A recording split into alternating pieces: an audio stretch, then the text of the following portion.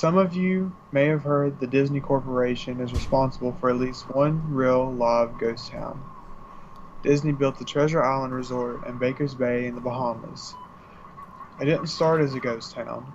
Disney's cruise ships would actually stop at the resort and leave tourists there to relax in luxury. This is a fact. Look it up. Disney blew 30 million on the place. Yes, 30 million dollars. Then they abandoned it. Disney blamed the shallow waters, too shallow for their ships to operate safely, and there was even blame cast on the workers, saying that since they were from the Bahamas, they were too lazy to work a regular schedule. That's where the factual nature of the story ends. It wasn't because of sand, and it obviously wasn't because the foreigners are lazy. Both are convenient excuses. No, I sincerely doubt those were legitimate. Why don't I buy the official story? Because of Mowgli's Palace. Near the beach side in Emerald Isle in North Carolina, Disney began construction of Mowgli's Palace in the late 1990s. The concept was a jungle-themed resort with a large, you guessed it, palace in the center of the whole thing. If you're unfamiliar with the character of Mowgli, then you might remember the story The Jungle Book. If you haven't seen it anywhere else, you know it's Disney. You know it as the Disney cartoon from decades past. Mowgli is an abandoned child in the jungle, essentially raised by animals and simultaneously threatened and pursued by other animals. Mowgli's palace was a controversial undertaking from the start. Disney bought up a ton of high-priced land for the project, and there was actually a scandal surrounding some of the purchases. The local government claimed eminent domain on people's homes, then turned around and sold the properties to Disney. At one point in time, that had just been constructed was immediate. At one point, a home that had just been constructed was immediately condemned with little to no explanation. The land grabbed by the government was supposedly for some fictional highway project. Knowing full well what was going on, people started calling it Mickey Mouse Highway. Then there was the concept art. A group of stuffed shirts from Disney Co. actually held a city meeting. They intended to sell everyone on how lucrative this project was going to be for everyone. When they showed the concept art, this gigantic Indian palace surrounded by jungle, staffed with men and women in loincloths and tribal gear, well, suffice to say, everyone flipped their shit. We're talking about a large Indian palace, jungle, and loincloths, not only in the center of a relatively wealthy area, but also a somewhat xenophobic area of the southern USA. It was a questionable mix at that point in history. One member of the crowd tried to storm the stage, but he was quickly subdued by security after he managed to break one of the presentation boards over his knee. Disney took that com- Disney took that community and essentially broke it over his knee as well. The houses were razed, the land was cleared, and there wasn't a damn thing that anyone could do or say about it. Local TV and newspapers were against the resort at the beginning, but some insane connection between Disney's media holdings and the local venues came into play, and their opinions turned on a dime.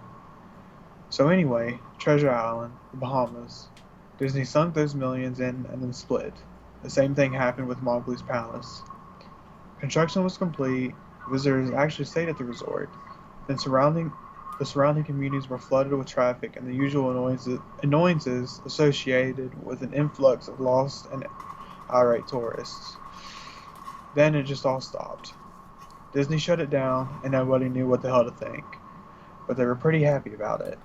Disney's losses was pretty hilarious and wonderful to a large group of folks who didn't want this in the first place.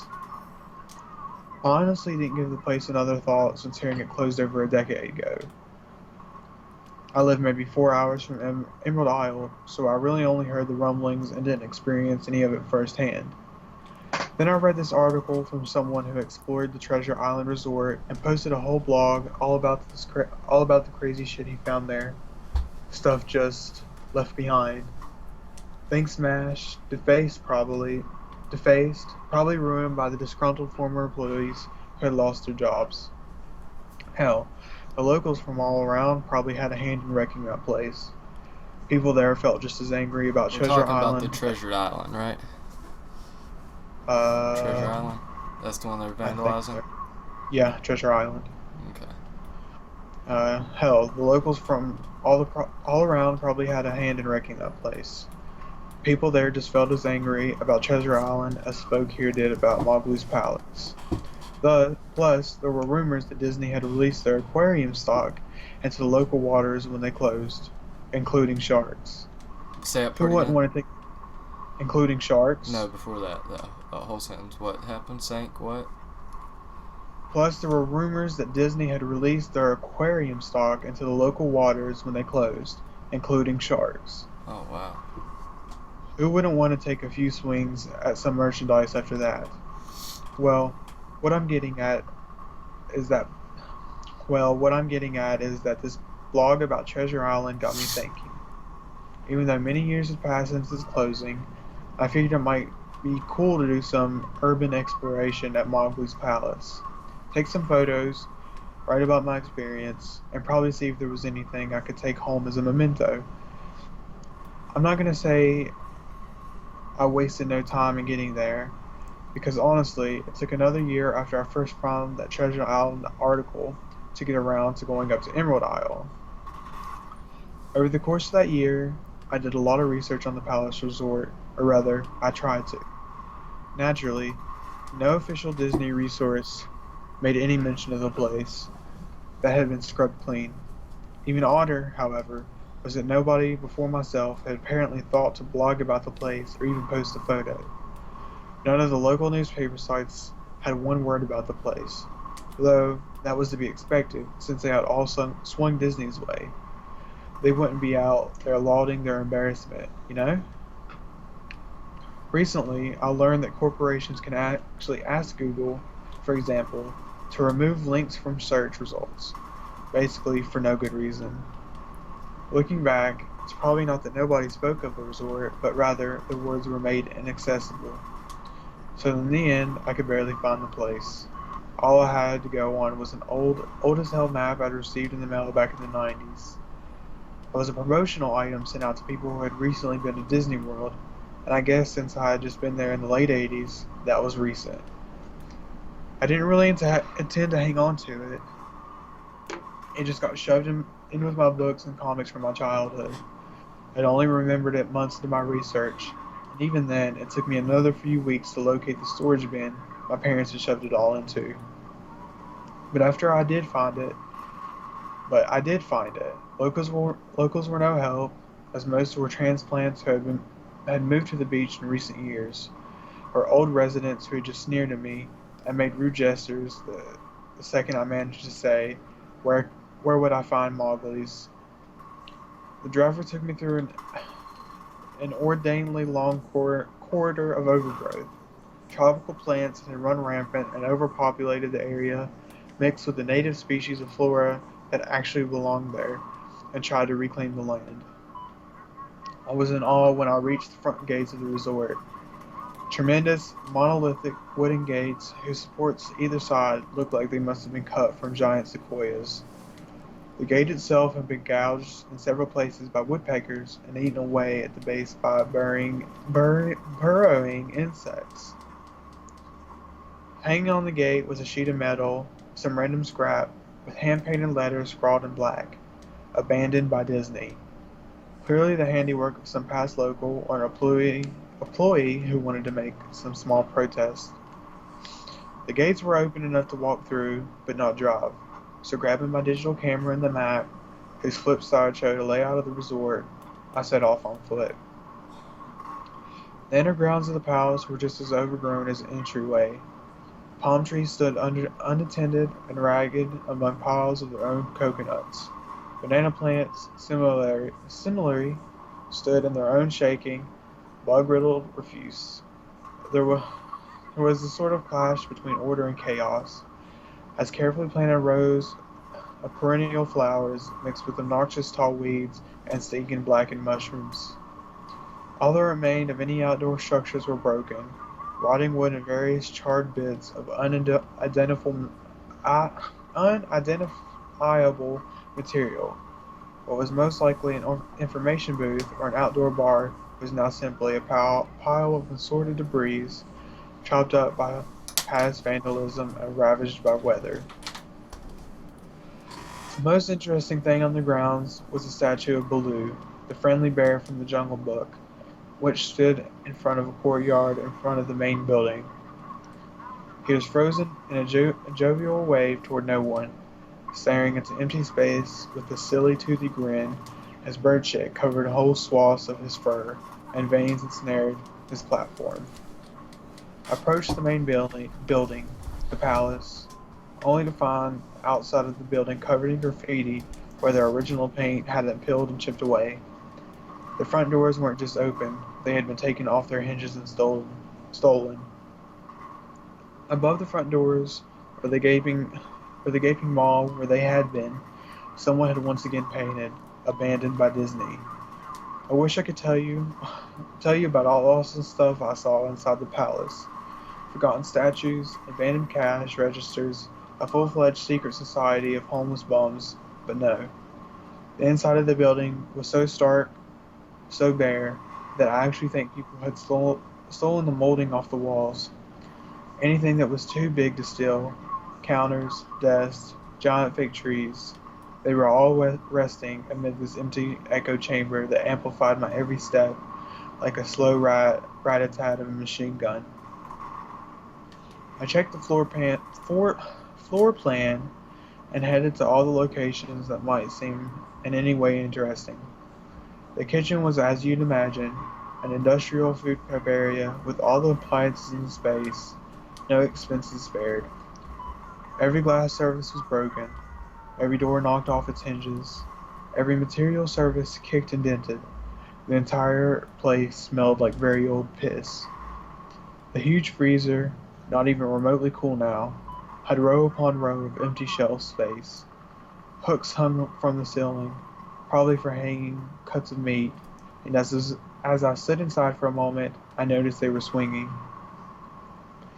Each swung in a random direction, but their movements were so slow and small that it was almost impossible to see. I figured it had been caused by my footsteps, so I stopped one from swinging by clutching it in my fist, then carefully letting it go. But within seconds, it started to swing once more.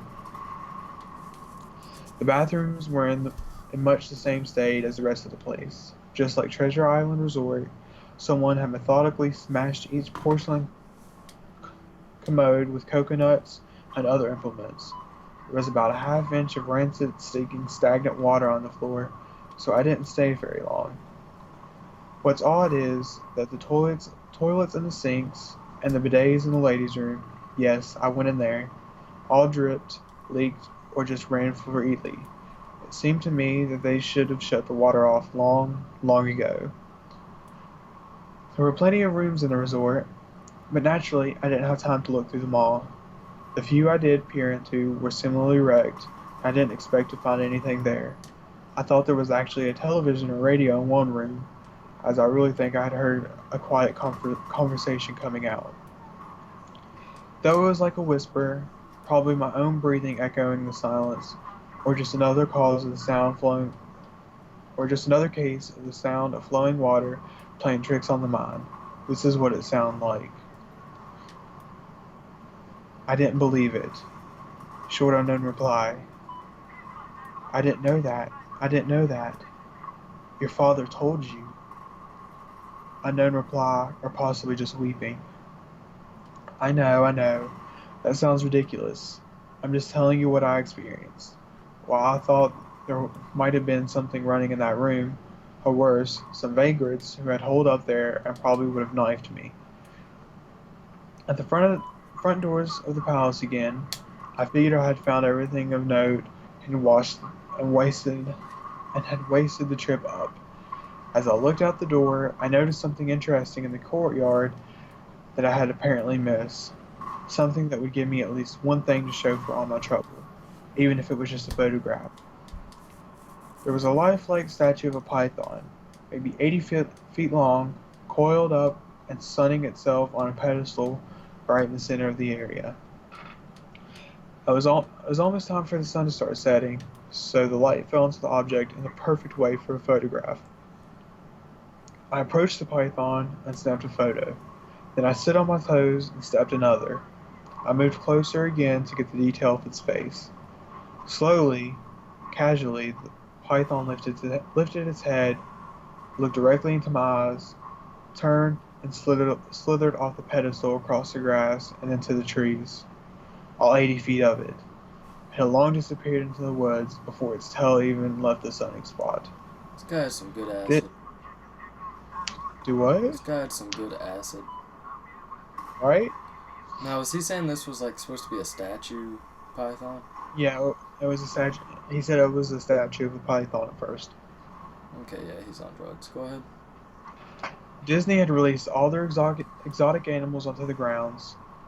Right, they're on my floor plan map, the reptile house. I should have known. I'd read the sharks at Treasure Isle. I should have known they'd done this. I was dumbfounded, just utterly stupefied. My mouth must have been hanging open for the longest time before I came back down to earth and snapped it shut. I blinked a few times and backed away from where the snake had been, back toward the palace.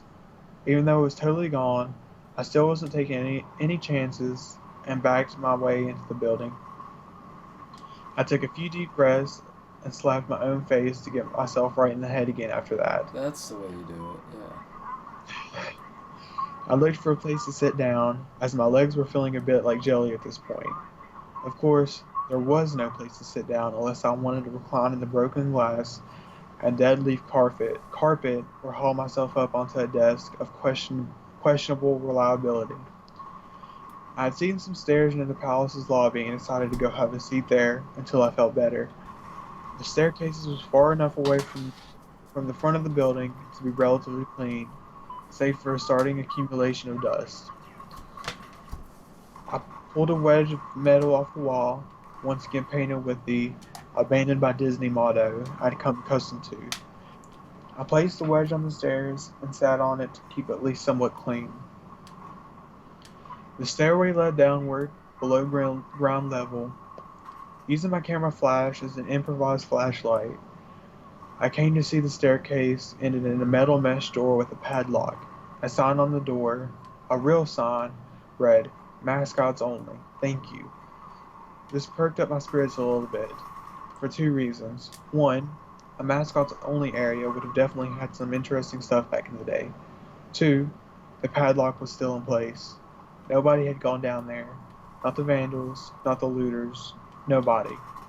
This was the one place I could actually explore and perhaps find something interesting to photograph, or wantonly steal. I'd come to the palace essentially agreeing with myself that it was okay to take anything I wanted because, hey, abandoned. It didn't take much to bust the lock. Well, actually, that's wrong. It didn't take much to bust the metal plate on the wall that the padlock was hooked to. Time and decay had done most of the work for me, and I was able to bend the metal plate through the to pull the screws out of the wall, something nobody else had apparently thought of, or hadn't been able to do at the time.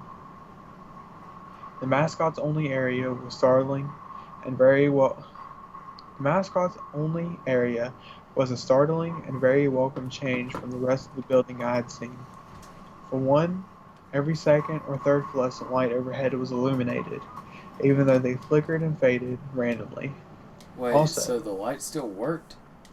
yep, Wait, why did they not turn the electricity off? I don't know. Also, nothing had been stolen or broken, even if age and exposure were definitely taking their toll. Tables had notepads and pens, there were clocks, even a punch-in clock on the wall complete with filled-out time cards. Chairs were scattered around, and there was even a small break room with an old static-filled television and long rotted-out food and drink on the counters. It was like one of those post-apocalypse movies where everything is left in the state of evacuation.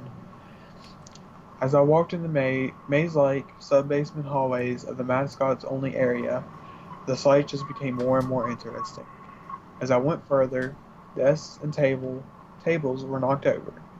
paper scattered and almost melted with the damp floor, and a large carpet of mold was slowly overtaking the real rotting crimson floor covering. Everything was just sort of squishy. Anything would disintegrate. Anything would disintegrate into mush when I applied even the least amount of force, and clothing items hanging on the hooks in one of the rooms simply fell to moist threads if I tried to unhook them. One thing that annoyed me was that the light was becoming more sparse and unreliable as I went further into the dank, suffocating depths of the place. Eventually, I reached a black and yellow striped door with the words "Character Prep 1" stenciled on it. The door wouldn't open at first. I figured this was probably where the costumes were kept, and I definitely wanted a photograph of that twisted, stinking mess. Try as I might, whatever angle or trick I tried, the door wouldn't budge. That is, until I gave up and started to walk away. That was when there was a slight popping sound and the door creaked open slowly. Inside the room was completely dark, pitch black. I used a camera flash to look for a light switch on the wall by the door, but there was nothing. As I made my search, I was jarred out of my sense of excitement by a loud electrical buzz. Rows of lights overhead suddenly flashed to life, flickering and fading in and out like the rest had passed.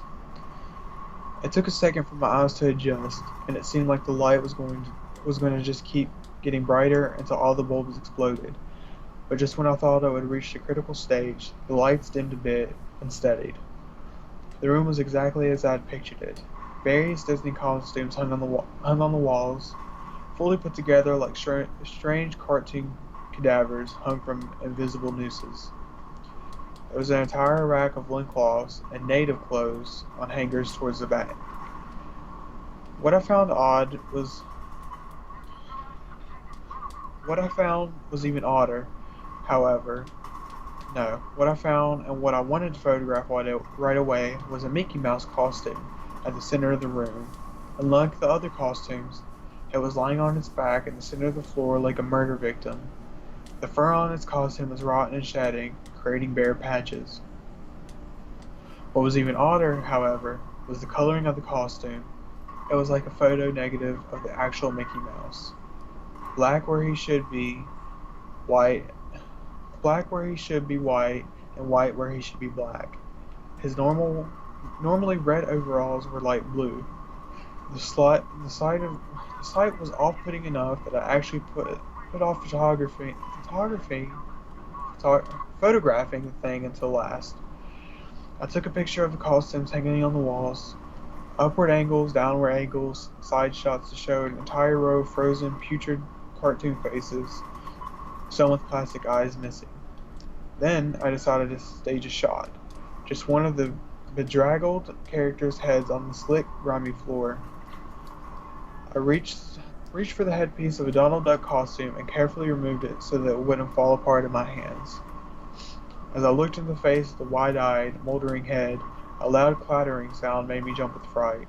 I looked down at my feet, and there between my shoes was a human skull. It had fallen out of the mascot head and shattered into pieces at my feet. Only the empty face and lower jaw remained, staring up at me. I dropped the duck head immediately, as you'd expect. Moved for the door. As I stood in the doorway, I looked back to the skull on the floor. I had to take a picture of it, you know? I had to. For any number of reasons that may seem silly, but only if you don't think it through. I need proof of what happened, especially if Disney was going to somehow make this go away. I had no doubt in my mind, right from the start, that even if it was just gross negligence, Disney was responsible for this. That's when Mickey, that photo negative opposite Mickey in the middle of the floor, started to get up. First sitting up and climbing to its feet, the Mickey Mouse costume, or whoever was inside it, stood at the center of the room, its fake face just staring directly at me as I mumbled, "No," over and over. With shaking hands, a violently thrashing heart, and legs that had once again turned to jelly, I managed to lift the camera and aim it at the opposite creature now quietly sizing me up. The digital cameras screen displayed only dead pixels in the shape of the thing. It was a perfect silhouette of the Mickey Mouse costume. As the Yes, camera Tin moved, Can. Send it on Skype, please. as the camera moved in my unsteady hands, the dead pixels spread, marring the screen wherever Mickey's outline moved to. Then the camera died, went blank and quiet, and broken. I raised my eyes once again to the Mickey Mouse costume.